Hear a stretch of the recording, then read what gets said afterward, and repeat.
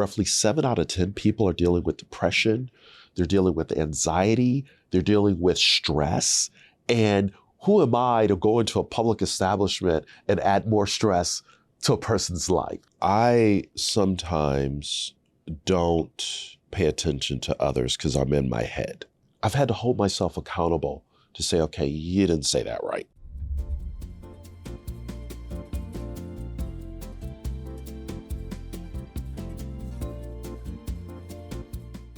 That's super deep. I remember getting some feedback early on in my career about like the way that I talk to people. And that was a hard lesson to learn. Like, hey man, like the way that you're speaking and showing up, like you're having like it's coming off too intense. Like there's a negative impact there. And so what's interesting to me and what I hear in that is self-awareness. And you talk about that a lot, which is just being aware of what impact that you're having, what energy that you're bringing. And it's something that I've always noticed about you, especially since we've hung out a bunch of times now, is like you always bring the heat. Like you always bring the heat. Like Simon always rolls up, he's smiling, laughing, right? Like you always bring the heat regardless of, I'm sure, how you're feeling or what you're thinking about your business or what stress you're going through.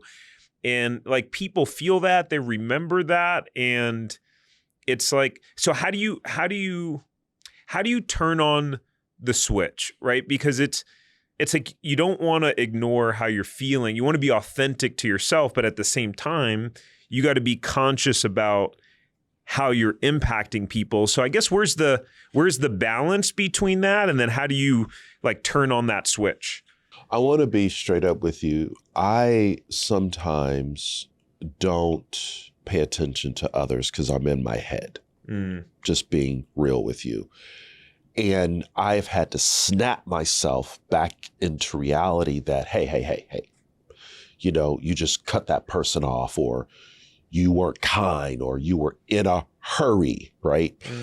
And I've had to hold myself accountable to recognize everybody's going through something.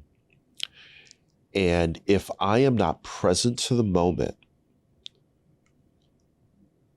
and I could have done something better, what did I just model for my 4 young adult children who may have been with me, where I'm always telling them, but they're watching what I do. So I've had to hold myself accountable to say, okay, you didn't say that right. You know, you can do that better. You know, can you get a do-over? Yeah. So I think it's conscious, daily choosing to be present to the moment. How do I show up? And how do I extend a little grace to everyone? Because everybody's dealing with something. You know, research says, according to Gallup, roughly 7 out of 10 people are dealing with depression. They're dealing with anxiety. They're dealing with stress. And who am I to go into a public establishment and add more stress to a person's life? So how do I just be intentional and say, good morning, good afternoon, how are you? That doesn't cost anything. But when I'm very intentional about it, what I also realize, I lower my blood pressure, my stress, because I'll say, how are you? And that might have been the first person who said, how am I doing in that moment? And when I realized I needed it as much as they may have needed it. So I think it's just being very intentional. And I've had to learn that over time. It did not come easy. If you enjoyed this short clip from the podcast, you can check out another short clip right here.